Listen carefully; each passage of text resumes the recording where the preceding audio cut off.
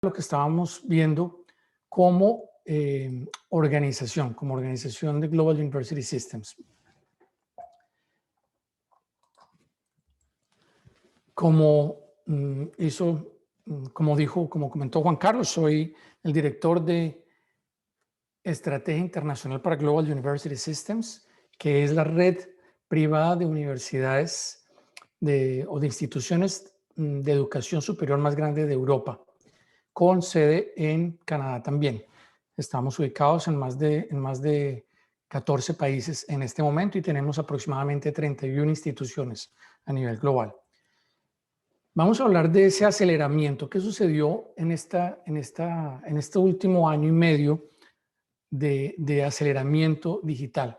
Y quiero hacer referencia a un artículo. Voy a nombrar algunos artículos, en este caso de la compañía McKinsey & Company, donde nos muestra cómo cómo hubo un avance en la interacción digital del consumidor, o el consumidor a través de los medios digitales, cómo avanzó. A nivel global, vemos, o según el análisis que ellos hacen, hubo un avance de 3 años. ¿Qué significa esto? O sea, al ritmo que estábamos viviendo, al ritmo que veníamos avanzando, básicamente en este periodo de tiempo de 1 año se avanzaron 3 años en esa interacción digital. En Asia Pacífico, el avance fue de 4 años, en Europa de 3 y en Norteamérica de 3 también. En cuanto a los productos o servicios que se digitalizaron o se llevaron a un modelo digital, bien sea parcial o totalmente, lo que encontramos es que a nivel global avanzamos 7 años. O sea, en 1 año avanzamos lo que normalmente hubiéramos avanzado en 7 años. En Asia Pacífico, 10 o más años, en Europa 7 años y en Norteamérica 6 años. Obviamente esto es muy representativo porque se ha hablado desde un comienzo que esto nos obligó a entrar en una carrera usando la tecnología. Estamos utilizando herramientas que existían pero que no las habíamos implementado a un nivel como lo estamos haciendo ahora. En este mismo estudio, ellos hablan, McKinsey & Company habla de que una gran parte de los encuestados considera que los cambios principales se van a mantener. Cambios como, por ejemplo, el trabajo remoto en las compañías. Según ellos, el 54% considera que se va a mantener. Las expectativas de los consumidores, de las personas, se van a mantener. Las expectativas del área digital, de resolver los problemas con el área digital.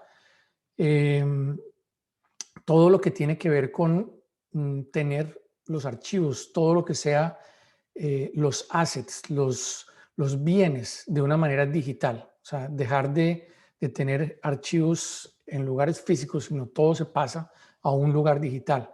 Todo esto nos ha llevado, obviamente, las compañías que ya teníamos algún tipo de sistemas digitales de compartir datos, pues ha sido mucho más fácil todo este tema de la pandemia. En nuestra empresa, por ejemplo, somos una compañía, antes del COVID éramos una compañía de 5,000 empleados, donde ya habían estructuras digitales, ya se estaba haciendo, incluso se utilizaba la parte virtual para llevar la educación. O sea, era algo que ya se hacía dentro del grupo, pero también el compartir datos, todo el manejo de datos y sistemas ya se hacía de una manera digital. ¿Cómo afectó o qué ha sucedido? ¿Cómo ha afectado el tema del COVID-19 en la parte de la educación y toda la digitalización a la que nos vimos obligados?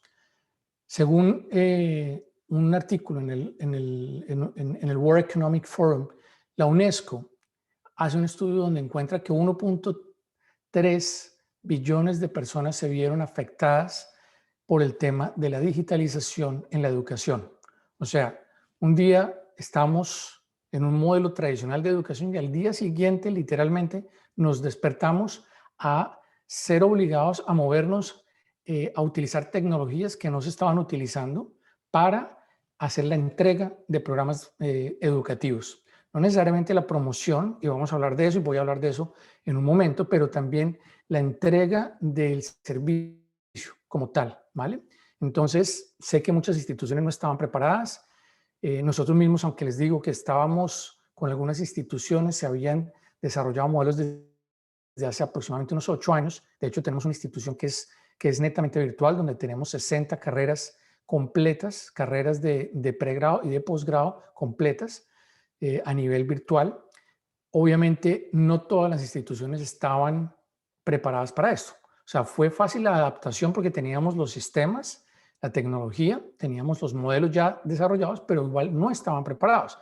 Y igual como todos tuvimos que acoplarnos en cuestión de unos días a hacer una transición a un modelo virtual completamente, a que los estudiantes tomaran clases virtuales, los profesores, no es lo mismo que un maestro esté sentado frente a un auditorio con personas a estar simplemente hablando a una cámara.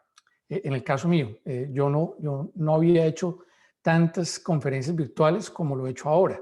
Anteriormente todo era presencial y no es lo mismo. Y ustedes como educadores o académicos también sabrán que no es lo mismo estar hablando con un grupo de personas donde uno puede interactuar, ver sus expresiones, etcétera, a estar hablando solamente a una cámara.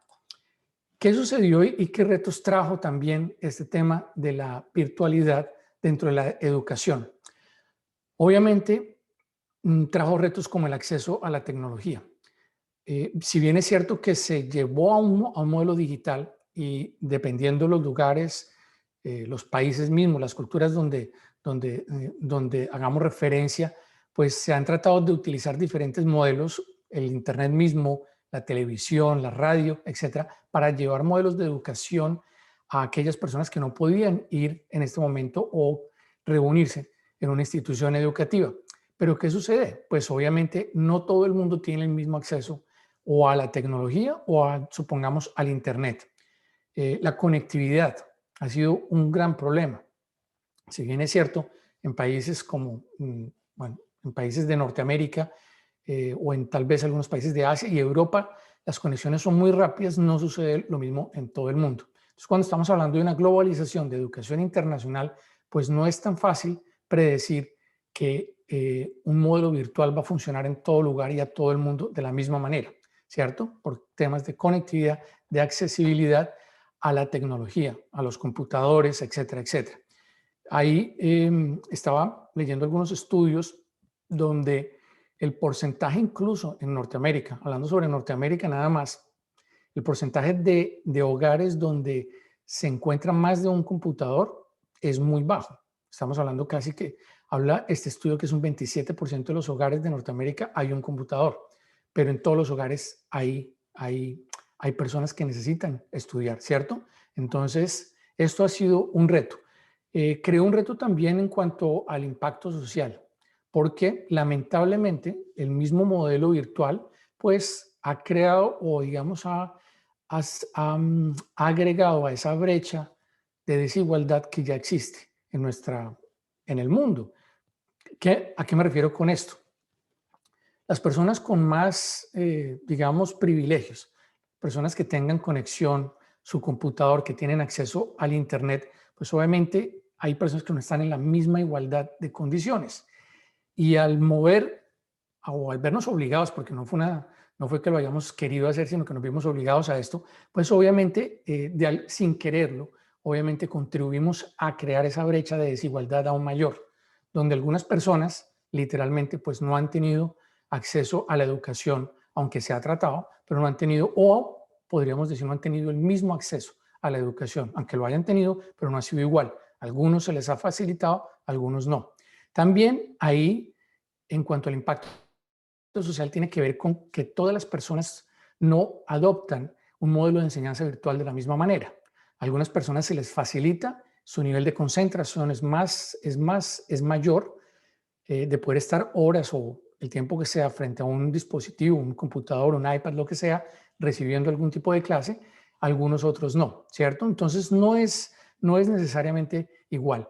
Y la necesidad de interacción ha sido algo que ha sido netamente evidente, que dentro de los modelos virtuales se ha perdido esa opción de interactuar, esa opción de poder compartir, de hablar, ¿cierto? Somos seres humanos y fuimos creados con esa necesidad de interactuar, de hablar, de aportarnos unos a otros. Entonces, todos estos han sido retos. Nosotros dentro de la empresa hicimos una encuesta a nuestros estudiantes cuando llevábamos tal vez unos 3 o 4 meses durante la virtualidad. Y la encuesta queríamos identificar las necesidades de los estudiantes, lo que ellos estaban viviendo en este momento, cómo podíamos nosotros mejorar la experiencia para ellos, ¿cierto? Y algo que me llamó la atención y era lo que yo pensaba y es lo que todavía creo, el 73% de los estudiantes dice que ellos prefieren el modelo presencial. Aun cuando ya estaban experimentando y estaban teniendo clases virtuales, el 73% dicen preferimos el modelo tradicional de la enseñanza presencial. ¿Qué va a venir más adelante? Pues no sé. La verdad creo, es mi opinión, y pues leyendo algunos artículos aquí mismo dentro del un artículo del Washington Post, yo creo que un modelo combinado es lo que vamos a ver. Yo creo que el uso de la tecnología va a permanecer. Obviamente lo que hemos avanzado en cuanto a la tecnología, al uso de la tecnología para hacer la entrega de los programas educativos, no solamente la promoción, sino la entrega, yo creo que eso va a permanecer, pero siempre en un modelo híbrido o un modelo combinado, ¿cierto? En este artículo veía, por ejemplo, que no hay, los expertos dicen que no hay suficiente evidencia en este momento que demuestre la efectividad de los modelos virtuales de educación. Obviamente, porque la virtualidad dentro de la educación era algo que se hacía, digamos, voluntario, era algo que era muy esporádico y como digo, y el mismo artículo también lo dice, no es para todo el mundo.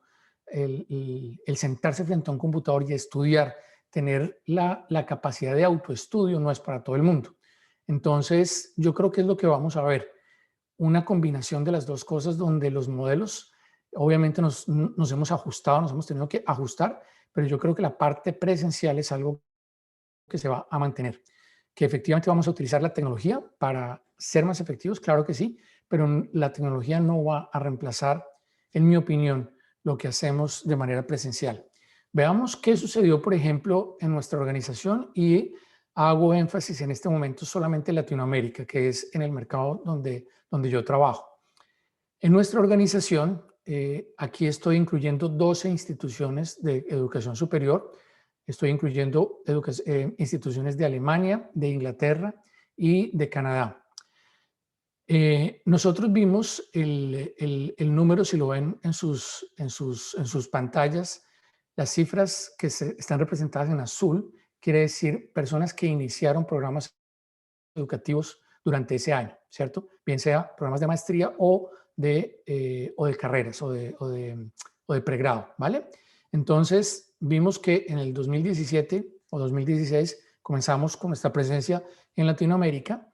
El 2017 fuimos incrementando, pero si se dan cuenta, el número de inscripciones, las personas que se inscribían a los programas, porque en educación internacional, a diferencia de la educación local, el número de inscritos versus el número que inician no es necesariamente el mismo, ¿cierto? La persona que se inscribe tiene que pasar por procesos específicamente de temas de visas, etcétera, que lo hace un poco más complejo. Entonces, no necesariamente toda persona que se inscribe termina comenzando un programa educativo. Entonces, y lo veíamos así.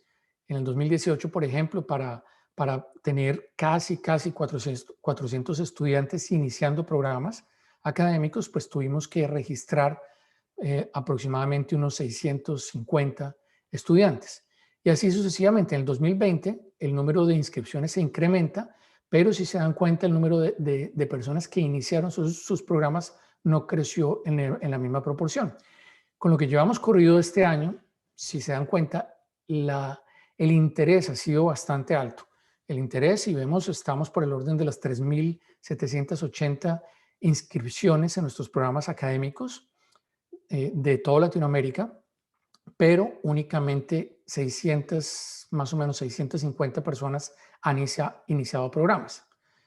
¿Qué hemos visto en el 2021? Pues muchas personas queriendo posponer programas por lo mismo, porque no todo el mundo quiere hacerlo de una manera virtual. Aun cuando ya tenemos la opción de que se haga virtual, y algunos gobiernos como el de Canadá ha dado ciertas facilidades para que las personas estudien virtualmente, la gente no necesariamente está optando por hacerlo. Hay quienes sí, pero hay quienes no. Y esto nos lo muestra claramente. ¿Qué creo yo? La parte de la virtualidad lo vamos a seguir viendo, sobre todo en lo que tiene que ver con la promoción. Si bien es cierto que somos instituciones educativas, obviamente tenemos que ser conscientes que tenemos que hacer una gestión comercial, una gestión de mercadeo para poder dar a conocer nuestros programas educativos, ¿cierto? Entonces yo creo que el uso de la tecnología lo vamos a ver o va a continuar en la misma manera, al mismo nivel de lo que hemos venido haciendo, utilizando la tecnología. Que en la entrega del producto, de la manera como vamos a hacer, en inglés se me va la palabra, se me confunde un poco, les pido disculpas, es el delivery, ¿cierto? Entonces la entrega el modelo académico yo creo que va a ser presencial, posiblemente con algún tipo de modelo híbrido, donde los estudiantes tengan la opción de tal vez tomar algunas clases virtualmente o algunos programas que sean virtuales, pero con componentes presenciales o cosas así. Yo creo que para ahí es a donde vamos. Nosotros pasamos de hacer open houses, donde invitamos a estudiantes a que vengan a conocer la institución o personas que están involucradas en la industria educativa, a hacer todo de una manera virtual, ¿cierto? A eso es a lo que nos vimos obligados y hemos utilizado la tecnología para ello. Voy a hablar de 7 estrategias específicas, 7 recomendaciones, llamémoslo así, para cómo lograr una conexión con nuestros estudiantes, cómo lograr ser efectivos utilizando lo que llamo yo el marketing emocional, que es básicamente ir más allá de lo que simplemente sea promover un servicio y lograr agregarle valor a los estudiantes, ¿vale? Entonces, la primera parte, la primera estrategia es agregar valor. Voy a hablar de qué es agregar valor, vamos a hablar de construir confianza en nuestros estudiantes, vamos a hablar de la conexión, crear una conexión, pero también la conexión natural que existe entre nosotros con los estudiantes. Vamos a hablar de la estrategia del espejo, persuasión, vamos a hablar de qué hacer para perseguir ese sí, que nos den un sí, y también entender un poco el tipo de comprador que hay.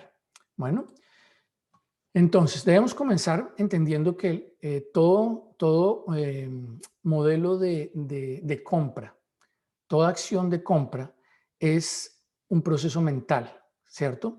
Nosotros involucramos nuestro raciocinio y nuestras emociones en todo proceso de compra que hacemos. Bien sea, y no estoy hablando solamente del área educativa, estoy hablando en general. Cada elemento, bien sea un servicio o un producto que compramos, nosotros hacemos un proceso mental muy rápido donde se ven involucrar nuestras emociones y nuestra parte racional, ¿vale? Eso sucede porque nuestro cerebro está conformado pues con varias partes, pero voy a hablar en particular del cerebro primitivo y de la corteza prefrontal. En el cerebro primitivo se encuentran nuestras emociones, ¿cierto? Nuestras emociones nos motivan a tomar la acción, a tomar la decisión de compra, ¿cierto? Pero en la corteza prefrontal está la parte racional, donde en cuestión de milésimas de segundos pasamos del deseo de querer comprar algo a hacer un proceso racional de por qué lo vamos a comprar, lo podemos pagar, es el momento para comprarlo o no, etcétera, etcétera, ¿cierto? Y eso sucede porque también hay una parte dentro de nuestro cerebro que se llama la ínsula, que básicamente lo que la ínsula hace es producir un químico neurotransmisor que se llama la dopamina. La dopamina produce una satisfacción, una sensación de bienestar, de placer, ¿cierto? Entonces, ¿qué sucede? Cuando yo quiero comprar algo o me intereso en algún producto, en algún servicio, en este caso, un ejemplo, a los amantes de los carros deportivos, vemos un carro deportivo en la calle y nos emocionamos, de pronto nos vemos reflejados ahí, quisiéramos estar en ese carro, ¿cierto? En ese momento, ¿qué sucede? Nuestro cerebro están afectando, primero que todo, la parte de nuestro cerebro primitivo, la ínsula está produciendo dopamina, ¿cierto? Pero ¿qué sucede? Para generar ese balance dentro de nuestro cerebro, tenemos la parte racional. La parte racional dice, pero ese carro que vemos deportivo que tal vez cuesta 100,000 o más de dólares, ¿cómo lo vamos a pagar? No tenemos el dinero para pagarlo, o si lo tenemos, de pronto podemos usarlo de alguna manera diferente, etcétera, etcétera. Entra un proceso racional. Entonces, eso es lo que sucede en el momento de la compra. Cada acción de compra es un proceso entre las emociones y la parte racional en la mente humana. Entonces, como un ejemplo para los estudiantes, un estudiante que quiera, en este caso lo hago con un ejemplo, aquellos interesados en hacer programas educativos en el exterior, piensa, yo quisiera hacer un programa, supongamos aquí estoy usando como ejemplo uno de nuestros colleges en Toronto, el Toronto School of Management. Quiero ir a hacer un diploma en business o en ahora algo que está muy de moda, en todo lo que relacionado con seguridad cibernética. Quiero ir a hacer un programa relacionado a este tema. Me emociono, veo la capacidad que tengo, veo posiblemente las oportunidades de trabajo, de regreso en Colombia o posiblemente aquí, etcétera, y me emociono, ¿cierto? El comprador se emociona.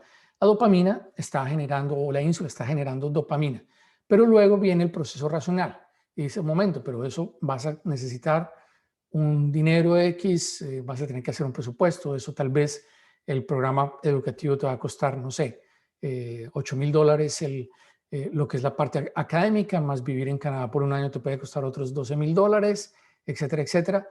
De un momento a otro necesitamos $20,000, entonces ya el proceso racional hace que la dopamina disminuya, ¿cierto? Pero entonces luego vuelve y desde la perspectiva de compra se ofrece una beca o una facilidad para que el estudiante pueda hacer o cumplir su sueño. Entonces vuelve la dopamina y sube en el momento que escucha algo que le pueda servir, donde pueda haberse beneficiado, etc. Y ese es el proceso que nosotros vivimos, ¿cierto? Entonces, entendiendo eso, también tenemos que tener en cuenta la motivación para comprar. Y quiero hablar un poco de la jerarquía de necesidades de Maslow. Bueno, él habla, hay diferentes jerarquías de necesidades, comenzando desde las fisiológicas, todo lo que es los alimentos, agua, aire, etcétera, seguridad de vivienda, de seguro, de médico, trabajo, nuestra pensión, etcétera. Necesidades de pertenencia, de tener amigos, familia, grupos, pertenecer a un club, a un barrio, etcétera. De estima, nuestra autoestima, que utilizamos para que nuestra autoestima sea beneficiada o se mantenga mejor, ¿cierto? Y finalmente nuestras necesidades del ser, que es el autodesarrollo, la educación, todo lo que tiene que ver con nuestros valores. Entonces, entendiendo esto, vemos que hay necesidades, todos tenemos necesidades y deseos. Necesidades, podemos hablar de las básicas, tanto como agua, alimento, vivienda, etcétera, ¿cierto? El descanso, todo este tipo de cosas, pero también hay deseos, cosas que deseamos y todo esto está bien desear estas cosas. La educación hoy en día se ha convertido en una necesidad y en un deseo. Yo creo que nuestra industria está en ambas partes. ¿Es una necesidad? Claro que sí, es una necesidad. Yo creo en la educación, obviamente, soy hijo de educadores, vengo con la educación en mi sangre, estoy en el área de la educación por 24 años ya, pero también he visto que se ha convertido en un deseo. No solamente cuando logramos cumplir con la parte de nuestra necesidad en la parte de la educación, si queremos seguir formándonos, ¿cierto? Llega un momento en donde también se convierte en un deseo. Y es un deseo el de pronto hacer una segunda carrera, es un deseo seguramente hacer especializaciones de algún tipo, o lo que se está usando mucho hoy en día, las microcredenciales, microcredentials, ¿cierto? Todo este tipo de cosas se convierten en necesidad y deseo. Las podemos ver de las dos formas. Nosotros vendemos un producto o un servicio para satisfacer la necesidad o el deseo de alguien. Al vender, usando esta gráfica, cuando vemos esta gráfica, quien vende esta cerveza Corona está vendiendo el deseo de alguien de estar en una playa. O sea, yo me identifico no necesariamente con la cerveza, pero sí con la playa. Yo quisiera estar en ese lugar.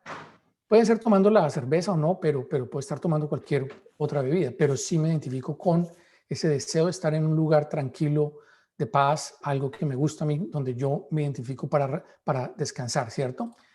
O alguien también lo puede ver como la necesidad para simplemente satisfacer la sed o este tipo de cosas.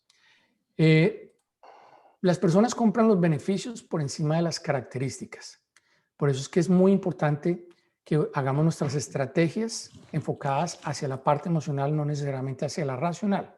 Obviamente las dos son necesarias, pero la emocional es la que finalmente hace genera la acción, ¿vale? Entonces, en el caso, por ejemplo, de una camioneta familiar, de una minivan, la persona está comprando la seguridad, el beneficio que este vehículo provee, ¿cierto? Que es seguridad para la familia. Soy padre de familia y yo lo he hecho, yo personalmente lo he hecho. No solamente vemos el carro que es bonito en apariencia, que eso juega un papel, claro que sí, pero principalmente vemos es la seguridad. Qué tan segura es, perdón, el vehículo, no solamente el sistema de frenos, etcétera, etcétera, sino cuántos airbags tiene en cuanto a las colisiones, cómo está el rating de ese carro en los accidentes, todo ese tipo de cosas, porque obviamente soy padre de familia y quiero el bienestar para mis hijos. Pero también está la parte, en este caso, económica. Entonces, si adicional a eso, yo encuentro que el producto que estoy comprando, además de cumplir o de satisfacer mi deseo de necesidad, ¿cierto? Mi deseo de seguridad, perdón, encuentro que estoy teniendo un ahorro, o sea, la parte económica también se ve beneficiada, pues hay más chances de que tome la acción de compra hacia ese producto, ¿cierto? En este caso, si el vehículo es híbrido, entonces va a haber un ahorro de combustible hasta de $1,000 al año en gasolina. Las personas compran personas. ¿Qué quiero decir con esto? Hay una conexión que se crea entre nosotros como seres humanos que es clave. Las personas compararán más fácilmente si logras una conexión con ellas. Tú tienes que conectarte o tenemos que conectarnos con nuestros compradores, con nuestros estudiantes. Estamos hablando aquí, lo estamos viendo a los estudiantes en este momento como compradores de un producto educativo, de un servicio educativo, ¿cierto? Las personas compran a la persona incluso antes de haber visto el producto o servicio. Entre más cosas tengamos en común con el cliente, más posibilidades existen en que se haga la venta. Y les doy un ejemplo. Yo llegué aquí a Canadá en el año 96 aproximadamente y junto con con dos canadienses más, creamos una academia de inglés, una escuela de inglés para estudiantes internacionales. Esta institución creció bastante y hubo una parte bien interesante que yo experimenté y es el ejemplo que yo quiero utilizar ahora. Cuando estábamos creciendo y pues nosotros mismos viajábamos a hacer promoción a diferentes países, obviamente al yo ser hispanoparlante, les pido que pongan mute a sus micrófonos, por favor. Eh, Al yo ser hispanoparlante, obviamente yo estaba encargado de los mercados hispanoparlantes. Yo viajaba a México, Colombia, bueno, cualquier país de Latinoamérica y me encontraba con otros colegas vendiendo instituciones educativas en Canadá también, ¿cierto? Pero yo era el único latino, yo era colombiano, o soy colombiano mejor dicho, pero yo era el único latino en ese grupo de personas que íbamos a eventos internacionales donde estábamos cara a cara con estudiantes prospectos. ¿Qué sucedió? Yo comencé a vender a tal punto que yo hacía incluso cierres dentro de los eventos. En una feria, hagan de cuenta tipo Corferias, un lugar así, venían muchos estudiantes y yo simplemente hablaba de los beneficios de estudiar en nuestra institución, etcétera, etcétera. Y comencé a hacer ventas. Las otras instituciones me miraban y me decían, Bernardo, ¿qué está haciendo? ¿Cómo es que usted logra vender y nosotros no? Entonces yo les decía o les dije en su momento, hagan una comparación. Yo hablo con los estudiantes uno a uno. Primero de todo, yo fui estudiante. Yo vine a Canadá como estudiante. Yo estuve en la posición donde están los estudiantes prospectos hoy en día, ¿cierto? Entonces puedo hablar con propiedad, uso mi experiencia, uso mi testimonio para hablar de algo, de lo que yo quiero vender, ¿cierto? Adicional a eso, estoy hablando en el lenguaje, no solamente el lenguaje castellano, español, sino hablo en el lenguaje de ellos porque fui estudiante también y me logro conectar de manera emocional con ellos. Ustedes no hablan el idioma, la gran mayoría eran personas aún mucho mayores, ¿cierto? Y utilizaban un intérprete.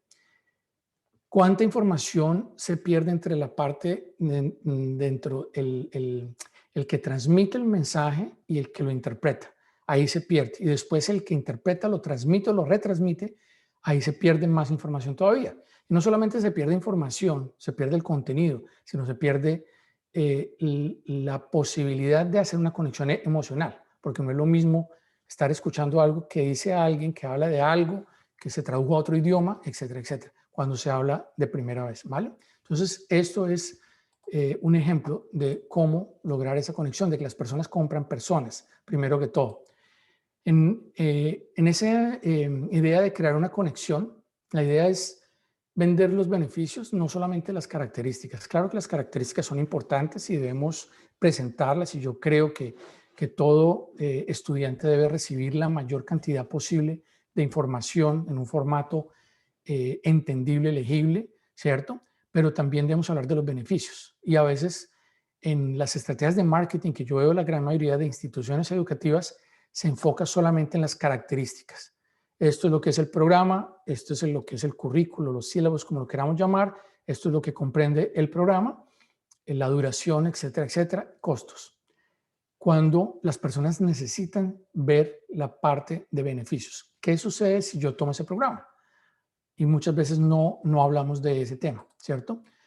La conexión se debe crear con el estudiante y muchas veces, obviamente, pues dependiendo de los programas y de la edad del estudiante, pues con las familias también.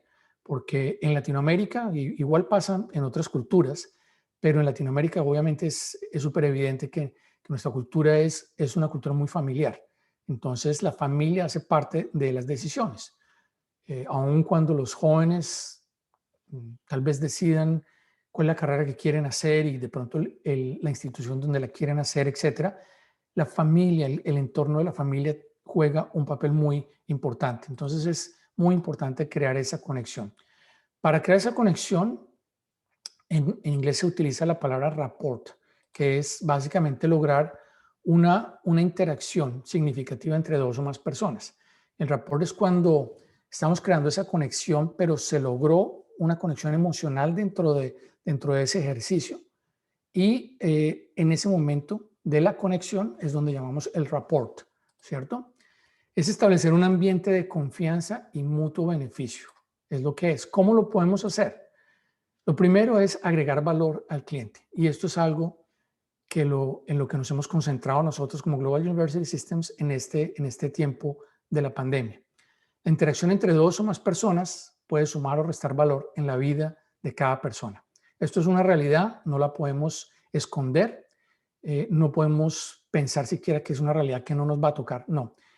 La interacción entre nosotros, aún la interacción, por ejemplo, que estoy teniendo yo con ustedes en este momento, dependiendo de lo que yo haga, de la manera como yo lo haga, yo voy a agregar valor a ustedes o voy a restar. Dependiendo de las palabras que yo utilice, voy a agregar valor o voy a restar valor, ¿cierto? Obviamente estoy dando una información que es de valor y estoy agregando valor a ustedes. Pero en nuestras conversaciones con otras personas, esa interacción con otras personas, siempre o vamos a agregar o vamos a restar. No hay un punto intermedio, ¿vale?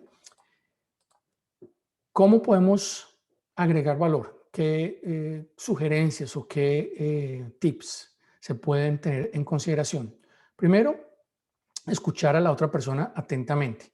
¿Qué sucede generalmente en los procesos de venta? En un proceso de venta, las personas que generalmente trabajan en ventas, lo que hacen principalmente es tener preparado lo que se llama el discurso de ventas, ¿cierto? El discurso de ventas, ¿qué es? Muy rápidamente hablar del producto. Y esto es la necesidad, este es el producto, y se hace un discurso complejo, largo, ¿cierto? Cuando en realidad lo que necesitamos hacer es posiblemente, y vamos a hablar de eso en un momento, es hacer preguntas y comenzar por escuchar a la persona, ¿cierto? Usando el ejemplo mío anterior o algo que yo descubrí sobre el tiempo, obviamente esto no es que yo haya sabido todas estas cosas porque tomé un curso específicamente sobre esto, no.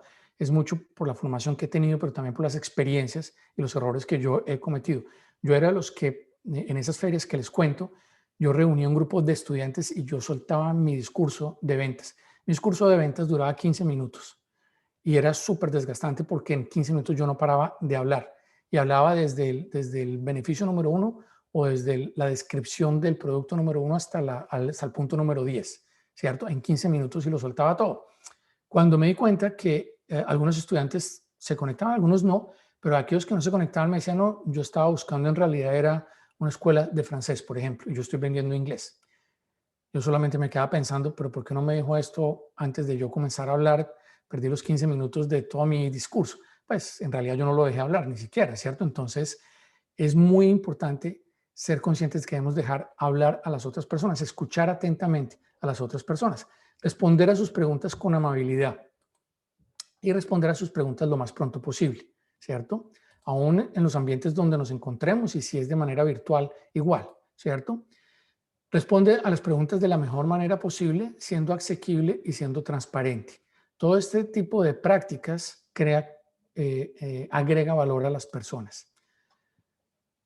La pregunta sería, para todos nosotros, ¿nos atreveríamos a salir de la zona de confort y hacer algo fuera de lo común para lograr agregarle valor al cliente, a la persona con la que estamos hablando?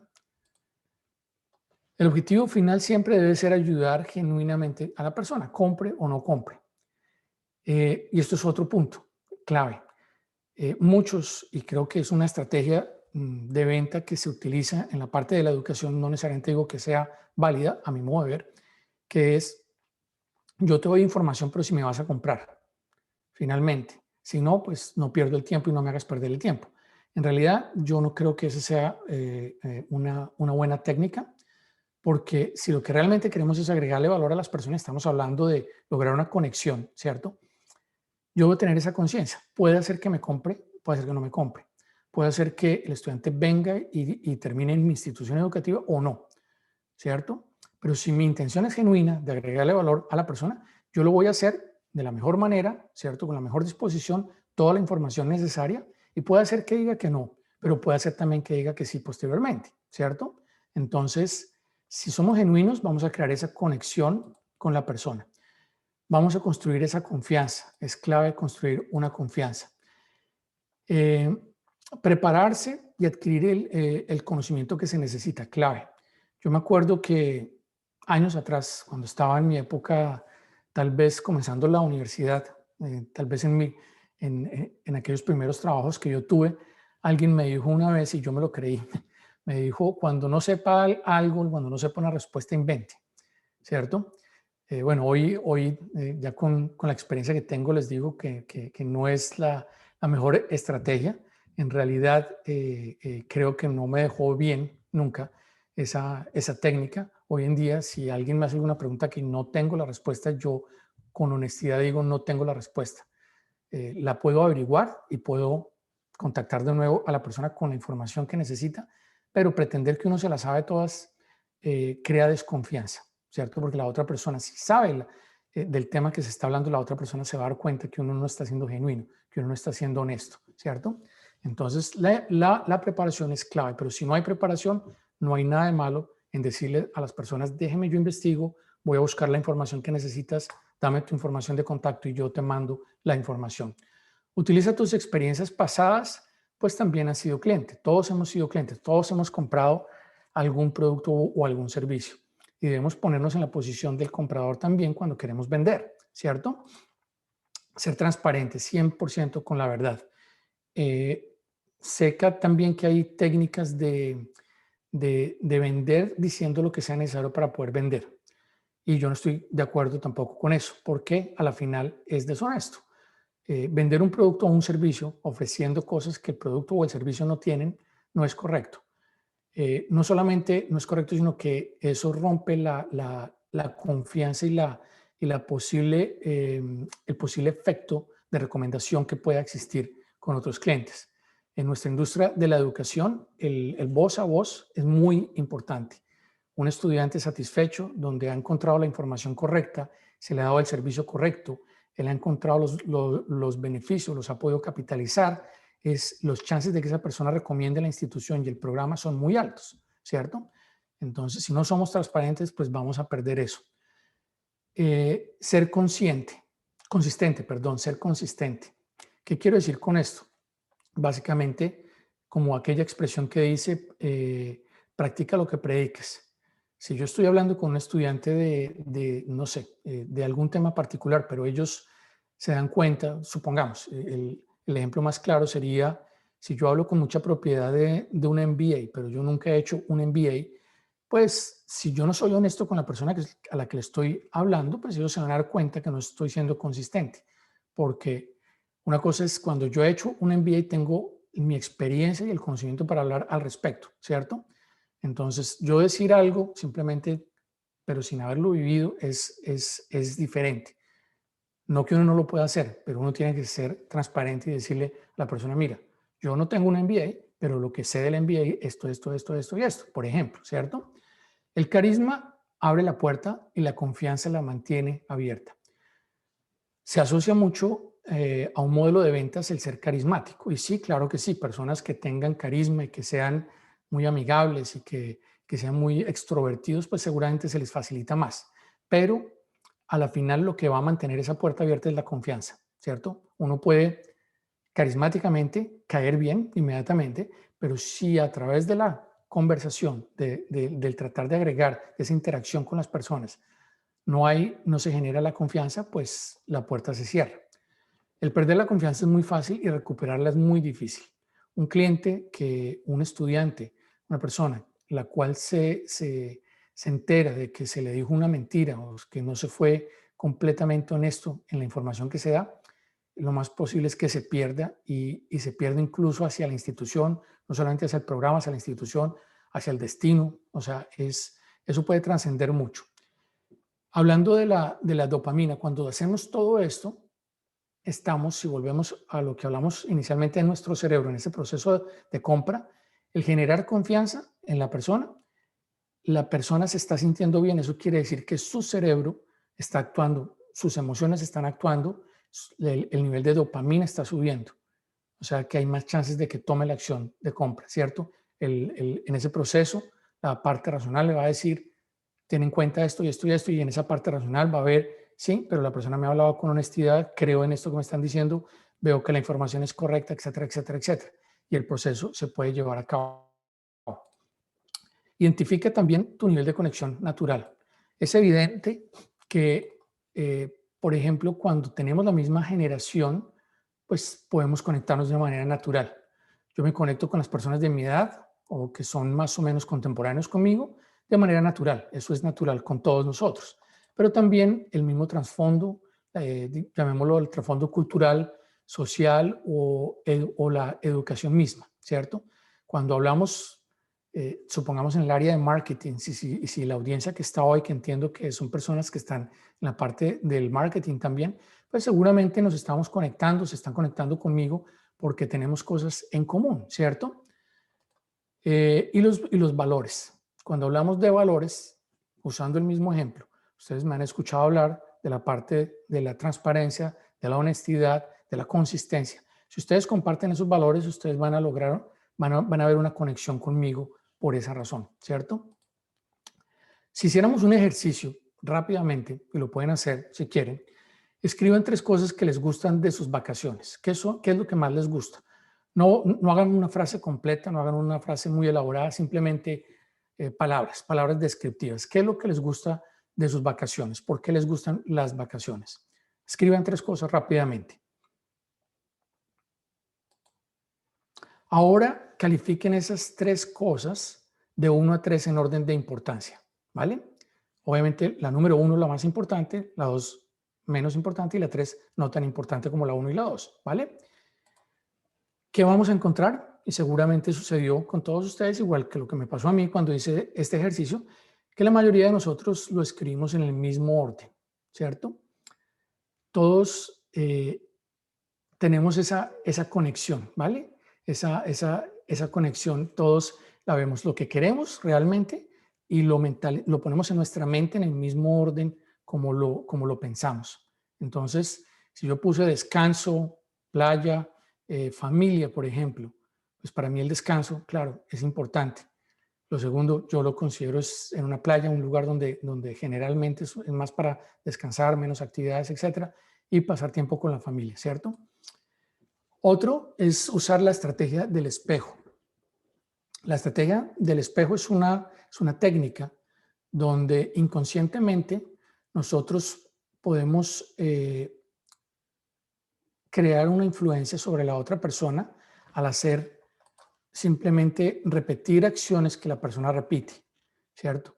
Entonces, como vemos en esta imagen de Obama con el primer ministro de Israel en ese entonces, no es casualidad que vayan, primero que todo, la manera como están vestidos, no es casualidad que lleven la chaqueta, el blazer colgado así con una mano, eso no es casualidad, eso es programado y es simplemente para lograr conexión. Ahí está buscando Obama conectarse con Benjamin, creo que se llamaba, y viceversa, ¿cierto?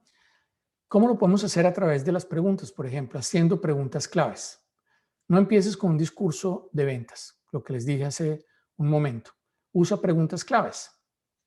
Las preguntas te ayudarán a conocer la verdadera necesidad que vas a satisfacer. Cuando yo comencé a hacer preguntas claves, yo me ahorré la energía, el tiempo que utilizaba dando mi discurso de ventas y lograba casi el 100% de efectividad.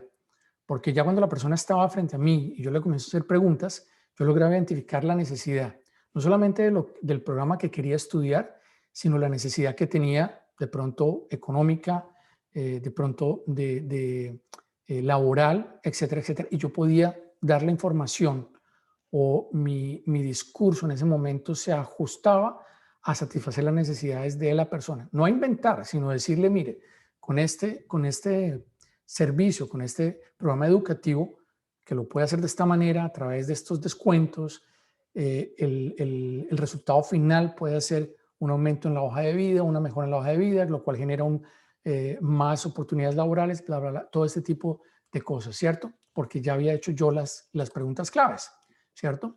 Por ejemplo, usa las mismas ideas que tu cliente ha compartido contigo. Esto suena a veces un poco gracioso incluso, pero es eficiente. El cliente, por ejemplo, puede decir, estoy buscando un programa corto que me ayude a mejorar mi inglés y mis habilidades técnicas. Supongamos a alguien buscando ese programa que hablamos de especialidad en el área de seguridad cibernética, ¿cierto? Entonces, la respuesta sería, te recomiendo el diploma de análisis de datos en la institución X, el nombre de la institución. Es un programa corto que te ayudará a mejorar tu inglés y tus habilidades técnicas en la industria en la que quieres, en el área en la que quieres, bla, bla, bla, ¿cierto? ¿Qué hice? Repetir la misma información que la persona me dio en su mente. Esto crea una conexión con el estudiante, ¿vale? Usar palabras claves, entonces escuchar qué es lo que el cliente está diciendo. El cliente está diciendo, por ejemplo, diploma. Si el cliente habla de un diploma, está buscando un diploma, pues no le vendamos un MBA, no le hablemos de un MBA. Si el cliente está buscando o está hablando de, no sé, una carrera en particular, pues no le hablemos de algo que no es nada relacionado con eso. Usa las mismas palabras que tu cliente está utilizando. Si el cliente habla pausadamente, habla tú pausadamente, algo que no es de práctica común, ¿cierto? Porque generalmente se utiliza que las personas que trabajan en ventas hablan lo más rápido posible y que la idea es que hablen rápido, que hagan su discurso de ventas muy rápido, etcétera, etcétera. No todos los clientes, y eso lo vamos a ver dentro de un momento, no todos los tipos de compradores tenemos el mismo comportamiento. Los compradores que no nos gusta que nos hablen rápido, vamos a crear un rechazo inmediato, va a haber una reacción de rechazo contra la persona que nos está diciendo. Y obviamente hay rechazo contra la persona y rechazo contra el mensaje que la persona está transmitiendo. Entonces, si la persona habla pausadamente, de manera reflexiva, trata tú de hablar pausadamente y de manera reflexiva. Bueno, si lo haces de esa manera, ¿qué sucede con la persona que te está escuchando? Su nivel de dopamina sube y ya sabemos cómo es el proceso de ventas, ¿cierto? El proceso de compra dentro de la mente. Sé persuasivo efectivamente. En el libro Influencia, la psicología de la persuasión, del autor Robert Cialdini, dice que las personas están influenciadas por lo que hacen los demás. En un evento o situación desconocida buscamos en los demás la manera correcta. Creo que es algo que hacemos de manera natural, no necesariamente que lo hagamos al 100%, ¿cierto? Pero creo que de manera natural todos hacemos ese proceso mental de ir a buscar la experiencia de alguien más para ver qué fue lo que vivió, qué experiencia tuvo otra persona para nosotros motivarnos a hacer la misma experiencia, ¿cierto? Por esto, entonces, es muy importante manejar estadísticas de estudiantes con similitudes al cliente que tienes frente a ti, ¿cierto? Entonces, personas de la misma edad, de la misma, no sé, de la misma cultura. Este tipo de cosas es clave, que uno pueda, cuando está hablando uno con el estudiante, poderle decir, mira, estudiantes como tú, o hemos tenido estudiantes de tu mismo perfil, de tu misma edad, o con el mismo interés en esta área, y el resultado ha sido el siguiente, ellos han podido venir y hemos tenido, y si es posible, tener estadísticas numéricas de, el año pasado tuvimos incluso de Colombia venir, 25% de los estudiantes tenían un perfil como el tuyo y escogieron programas de este tipo, etcétera, etcétera. Todo ese tipo de información es muy valiosa y va a ayudar para que el estudiante se sienta más confiado. Encuentra la relación entre los ejemplos y la situación de tu cliente. Cuando se hace todo esto igual, la dopamina sube. Bueno, busca generar, busca ganar más seguido, ¿vale? ¿Qué quiero decir con esto? Si entendemos el proceso, el comportamiento del comprador, cada paso que existe, pues va a ser más fácil que nosotros podamos interactuar correctamente con nuestro comprador, con el cliente. En términos generales, todos nosotros, nuestro proceso de compra parte de reconocer un problema. O sea, reconocemos una necesidad. Tenemos una necesidad o llamémoslo un deseo. Digamos, ese es el problema a resolver. Y buscamos la solución. ¿Cómo, qué producto, qué servicio va a satisfacer el problema o va a resolver el problema que yo estoy identificando que tengo en este momento? ¿Vale? Problema no necesariamente, veámoslo como problema, sino la necesidad, ¿cierto? La necesidad es, tengo que ir a estudiar o ya salí de hice mi secundaria, mi bachillerato, ahora voy a entrar a la universidad o necesito una maestría para esto particularmente. Eso es el problema, ¿cierto? Eso es lo que vamos a solucionar. La persona está buscando la solución y está haciendo un proceso mental y seguramente ha hecho ya un proceso de búsqueda de soluciones y de diferente tipo de soluciones, ¿cierto? Ya ha mirado productos o servicios, ya ha visto dónde los venden y hoy en día, especialmente ahora con tanta información que hay en la nube, pues las personas están muy informadas de todo, ¿cierto? ¿Quién vende qué? ¿Quién lo ofrece? ¿Cuánto dura el programa? Etcétera, etcétera, etcétera. En ese momento, la persona va a solicitar información, es lo que generalmente todos hacemos. Todos identificamos el problema, buscamos la solución, hacemos algo de investigación, sea virtual, etcétera, principalmente virtual hoy en día. Identificamos más o menos dónde se puede conseguir el producto o el servicio, quién lo vende, este tipo de cosas, costos, pero luego pasamos a pedir información directamente de la institución, ¿cierto? En ese momento, ahí teniendo la información es donde hacemos una selección o donde la persona hace la selección. Generalmente, yo no sé ustedes y no sé si llévenlo a sus experiencias propias, pero yo soy el tipo de personas que generalmente busca cotizar eh, generalmente entre dos o tres opciones. Obviamente no necesariamente si voy a comprar una camisa, no es que me vaya tienda en tienda buscando dos opciones a ver, no, pero cuando son cosas más importantes como los programas educativos, los colegios de nuestros hijos, lo que voy a estudiar, cosas así más importantes, incluso el carro en el que ando, yo busco opciones, yo las investigo, yo las estudio, yo veo los beneficios que ofrece cada una, etcétera, etcétera, ¿cierto? Y después de ahí se hace la selección de compra y se toma la acción. Y después de tomar la acción, súper importante, hay un proceso de evaluación. Muchas personas que trabajan en ventas se quedan hasta el proceso de la venta y se olvidan de la postventa. Y la postventa es tan importante como como la preventa y como la venta misma, ¿cierto? ¿Por qué? Porque la postventa va a generar la fidelidad en el cliente. No solamente fidelidad con el producto, sino con nosotros mismos como vendedores, como organización, como institución, ¿cierto? Entonces, esa evaluación posterior es clave que nosotros trabajemos.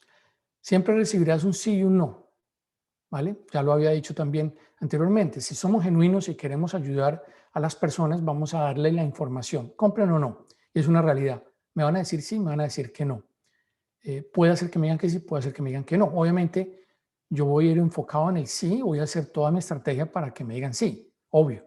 Yo no estoy diciendo que me voy a enfocar a que me digan que no, que nos enfoquemos en que nos digan que no, no, no.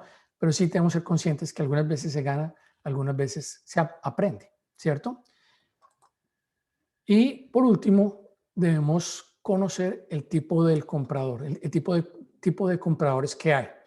Y me gustaría que se identifique cada uno, busquen cómo identificarse con estos 4 tipos de compradores que hay. Y yo les voy a hablar cuál soy yo. Está el que es amigable. El que es amigable es básicamente el comprador que coopera fácilmente, que busca más ayuda, que está hablando y pide ayuda, tiene el tiempo y busca el tiempo para hacerlo, le encanta la comunicación, pone conversación, aun cuando no compre, termina siendo amigo del que le está vendiendo, etc. Ese es el comprador amigable.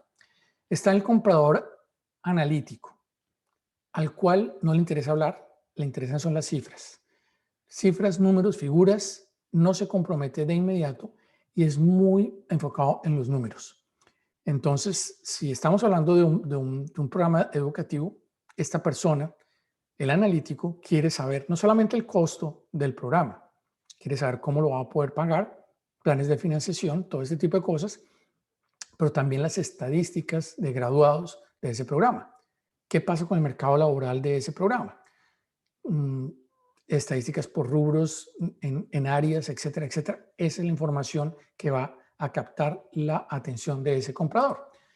Está el expresivo, es aquel que se emociona, que comparte sus sueños, que busca inspiración, es súper emocional. Entonces, su decisión de compra es principalmente emocional y todo lo basa en sus emociones, ¿cierto?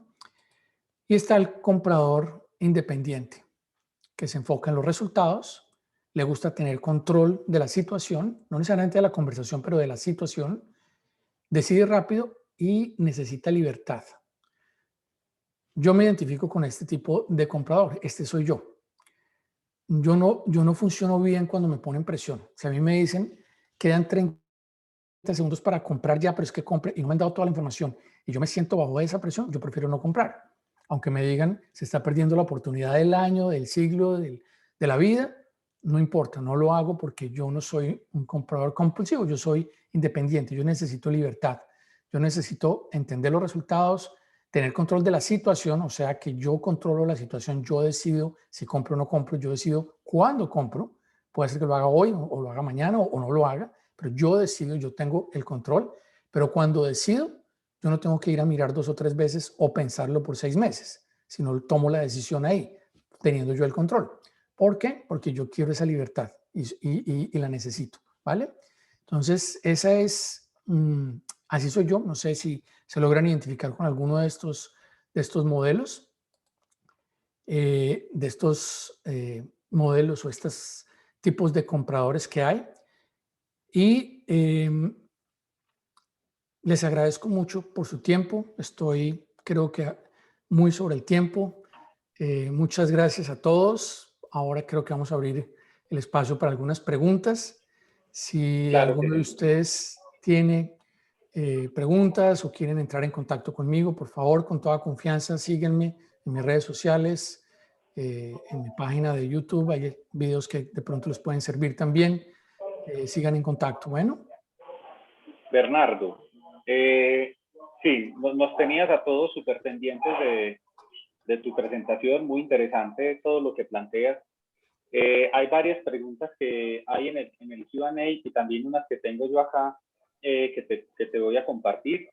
Una de ellas dice que cómo podemos volver este marketing emocional o si se puede considerar el marketing emocional como una herramienta o una estrategia para lograr vínculos con los clientes de manera que ellos se sientan casi que parte de la marca. Algo me imagino yo haciendo un poco de alusión como a lo que hemos dicho algunos usuarios que no somos de Apple, que no tenemos iPhone, que no tenemos iPad, pero que nos da la sensación de que los clientes de Apple casi que se sienten parte de Apple, o sea, como que ellos defienden esa marca, ¿sí? Y va mucho más allá de la funcionalidad, como lo decías ahora, no es solamente que ellos digan, es que la cámara, es que el procesador, no, es su estilo de vida, se ven reflejados ahí. ¿Cómo podemos lograr nosotros con un estudiante que se sienta parte de nuestras instituciones, entendidas ya no solamente como instituciones de educación, sino como una marca? Pues yo diría que principalmente tendríamos que ver el tema o iniciar por el tema de lo que son los valores, ¿cierto? Los valores de una marca, y si vamos a hablar del marketing emocional y con el ejemplo que estás dando de iPhone, yo creo que lo que iPhone ha logrado es que yo soy usuario de iPhone hace muchos años y quise salirme, quise ser infiel de iPhone, pero no lo logré. Seguí con iPhone. Es porque no solamente resuelve la necesidad que tengo de un dispositivo móvil, sino que encuentro en un mismo dispositivo cosas que van como con mi personalidad. Yo soy más artístico, ¿cierto? Yo soy una persona artística, creativa. Entonces, no necesariamente necesito conectarme con la máquina, con la parte tecnológica, porque no soy experto en tecnología, pero sé que con un iPhone o un iPad puedo dibujar, puedo manipular fotografías, puedo tomar fotografías y muy fácil, y puedo compartirlas con mi familia, y tenemos una red acá interna en la casa y todos tenemos dispositivos de Apple. Entonces se crea esa lealtad hacia esa marca. En las instituciones yo diría, si comenzamos con el tema de los valores, ¿cuáles son los valores de la institución y cómo podemos nosotros promover esos valores para que sean de una manera, creen esa conexión con las personas, ¿cierto? Eh, y no necesariamente quiero decir con que hacer un discurso de valores, sino cómo vivimos como institución los valores de la institución, ¿cierto? Entonces, supongamos, les doy un ejemplo. En, Tuve una experiencia con mi hijo el año pasado. Tengo tres hijos, el hijo mayor está en bachillerato ya. Estoy aprendiendo a ser padre de un hijo adolescente. Entonces, pues yo recuerdo mi adolescencia y sé que no fue nada fácil para mis papás. Ahora yo estoy viviendo la misma experiencia. Y mi hijo cometió una falla en su colegio, y el colegio habla mucho, es un colegio de valores cristianos, y habla mucho del perdón, por ejemplo. Entonces, pues es un valor clave y yo creo en ese valor, lo aprecio, es un valor para mí también. Cuando se dio esta situación, lo primero que ellos hablaron fue del perdón, y vieron cómo, aun cuando dentro de las reglas de la institución esto generaba una penalidad, llamémoslo así, un acto disciplinario, se tuvo en cuenta principalmente fue el perdón y se habló sobre el perdón. Entonces, ¿qué creo en ese momento? Era el primer año para nosotros como padres en este colegio. Creó para mí y para mi esposa una conexión, inmediatamente una lealtad hacia esa organización. ¿Por qué? Hicimos una conexión sobre los valores, no solamente porque los hablan y está escrito en las paredes, no, sino que los viven. Entonces yo creo que como institución lo primero sería eso, analizar los valores y si los estamos viviendo realmente como institución, cómo los comunicamos a través de lo que vivimos con los estudiantes para lograr que ellos se sientan parte, que ellos primero que todo, que lleguen a la institución porque compartan los valores, pero luego se conecten a través de los valores mismos, ¿cierto? Yo creo que ahí tocaste algo clave, porque nosotros como instituciones católicas que somos, pues nos toca ser instituciones con valores católicos, pero recibir personas que no necesariamente tienen comparten esta misma formación o esta misma ideología, la misma concepción de la vida. Y creo que la clave está justamente en aprender a identificar aquellos valores o esta parte esencial que tenemos las universidades católicas dentro de nuestra formación, que pueden ser transversales, que se aplican a todas las personas en el mundo y que pueden hacer que estos valores los cautiven y sean parte de la comunidad. No sé si de pronto hay alguien que quiera hacer una pregunta, siento que con un micrófono abierto por ahí.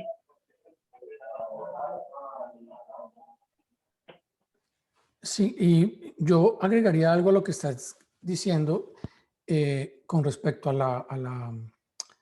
los valores católicos, obviamente, y es que en algo que creo que fallamos algunas veces como personas, en realidad, es que a veces es más fácil para nosotros decirle a las personas qué hacer, pero no vivir las cosas. Entonces, por eso hago mucho énfasis en vivirlo, en vivirlo. Si nosotros nos enfocáramos más en vivir los valores, creo que atraeríamos más a las personas a vivir ese mismo tipo de vida que nosotros podemos vivir, ¿cierto? Pero no necesariamente por estarlos hablando. Entonces yo creo que es clave, claro, en los colegios donde nuestros hijos están, y acá en Canadá, ustedes saben, Canadá es un país multicultural, son colegios de valores cristianos, pero vienen personas de todas las nacionalidades y creencias. Si hay musulmanes, hay católicos, hay no creyentes, bueno, hay de todo, ¿cierto? Y a nadie se le obliga a nada, pero se tratan de vivir esos valores y esos principios. Y a los padres, porque yo he interactuado con papás que no son, o sea, que ellos tienen otro tipo de fe o de creencias, y lo que les atrae es lo que ellos ven en cómo viven los hijos, en qué es lo que les están enseñando, no en el discurso que les están echando, básicamente. Exacto. Aquí hay varias, bueno, es que la verdad hay mucha tela para cortar. Voy a tratar de agrupar varias preguntas. Hablábamos al principio de esta importancia o sí, del marketing presencial o de la presencialidad, no solamente en el marketing, sino en la vida cotidiana. Mencionabas lo de la preferencia que sigue habiendo por la educación presencial en comparación con la educación virtual por parte de muchos estudiantes. Entonces ahí surgen varios asuntos y es, por un lado tenemos el reto también de la alfabetización en la parte de las plataformas. Desconocemos todavía mucho de funcionalidades que podemos utilizar. Entonces ahí la primera parte de esta pregunta es si nos pudieras orientar en relación con algunas herramientas que podamos usar como para hacer estas estrategias de marketing. Y lo otro es cómo se gestiona un equipo de marketing digital, desde las disciplinas que deben tener las personas que trabajan en esta parte del marketing emocional y obviamente hoy por hoy mediado por la tecnología. Mira, lo primero que yo diría es algo que sucedió y obviamente nosotros aprendimos simplemente haciendo y corrigiendo, ¿cierto? Prueba-error.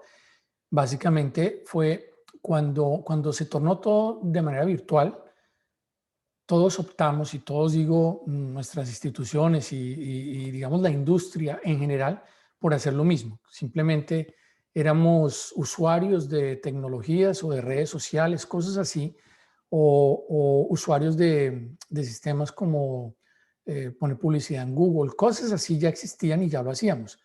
Entonces, ¿cuál fue la reacción natural? Pues hacer más de lo que ya hacíamos buscando un resultado mejor o mayor. Pero ¿qué sucedió?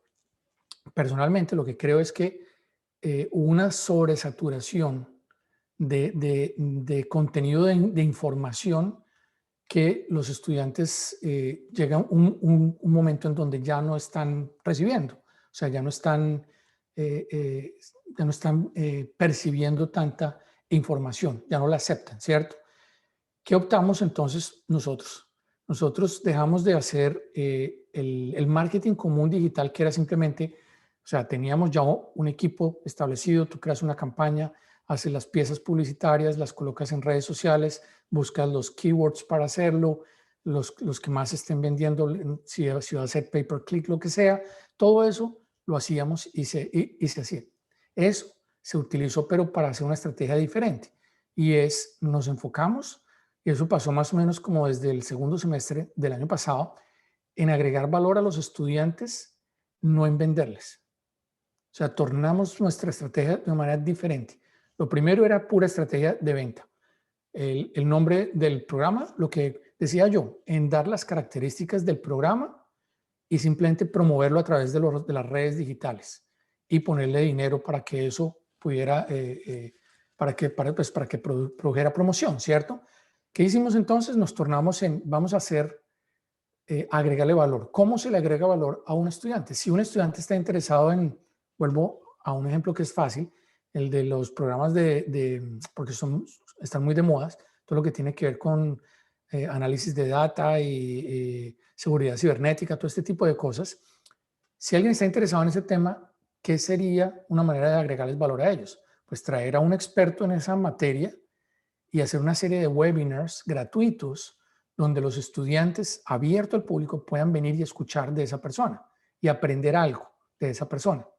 Obviamente es una gestión comercial, claro, porque detrás de eso pues viene la infraestructura de poder capturar datos, de poder luego hacer un seguimiento a esa base de datos, etcétera.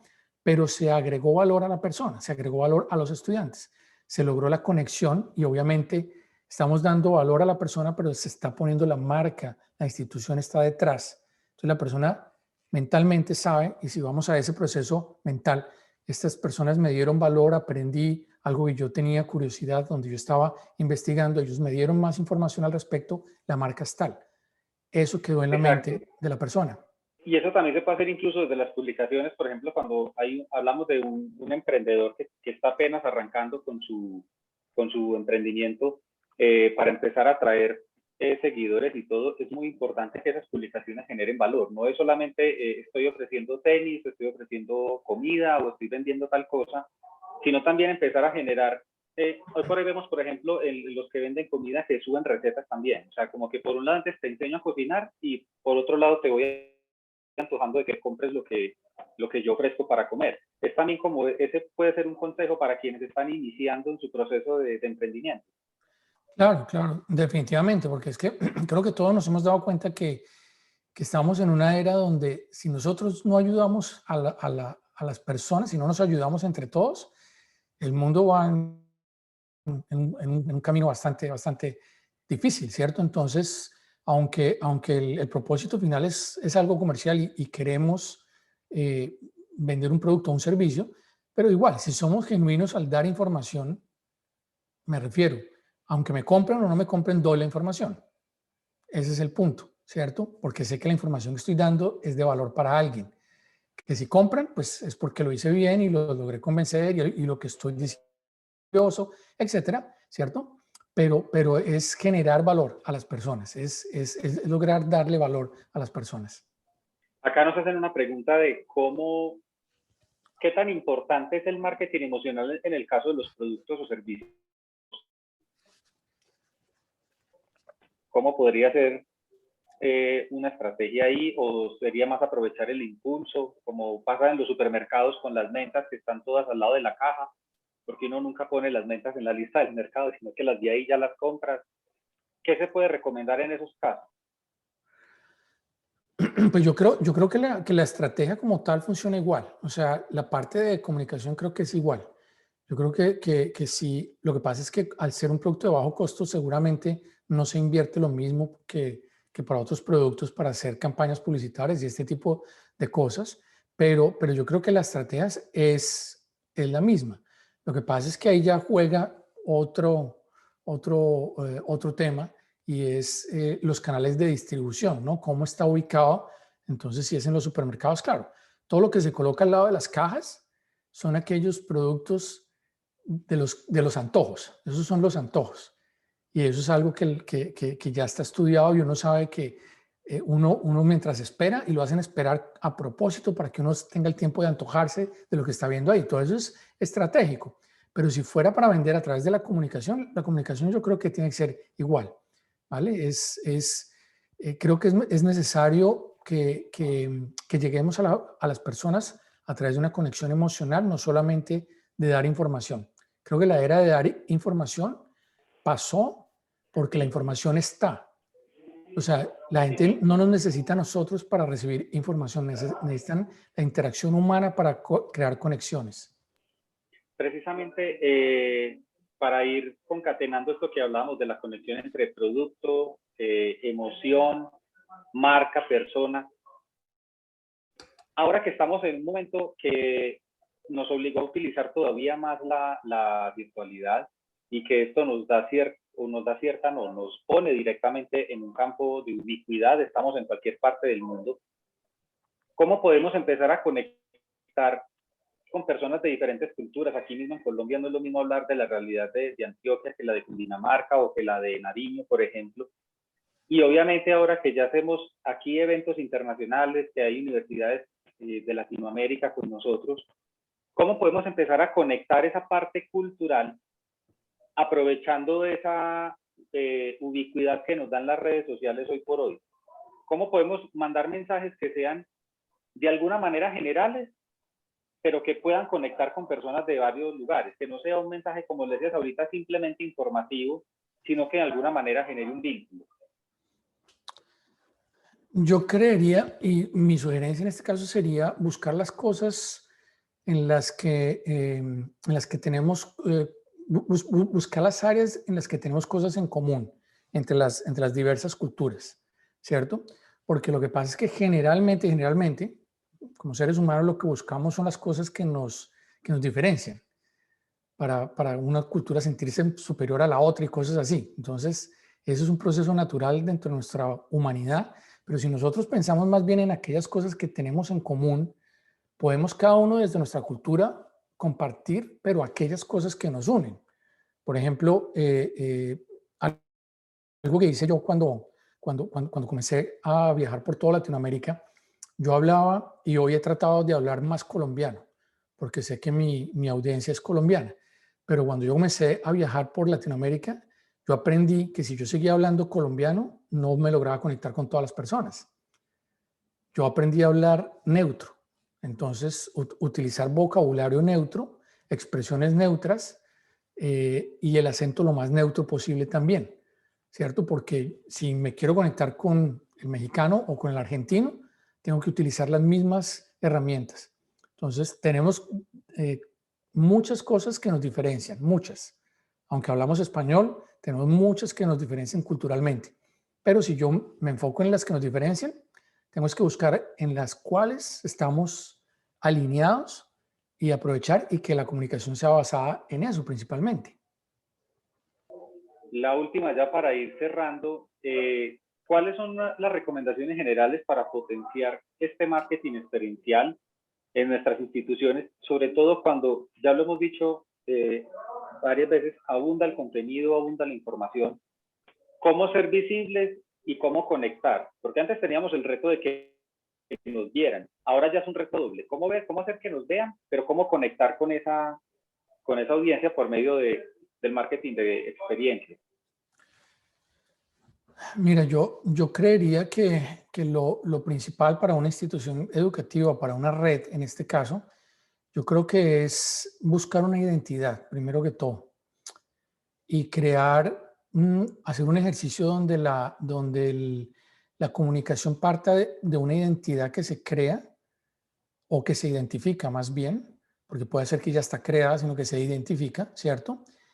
Y la comunicación se basa en esa identidad, buscando que todo lo que ya hablamos, de esa conexión a través de las emociones, pero partiendo de una identidad, o sea, que no sea simplemente una comunicación informativa o sí agregando valor, pero a través de una identidad.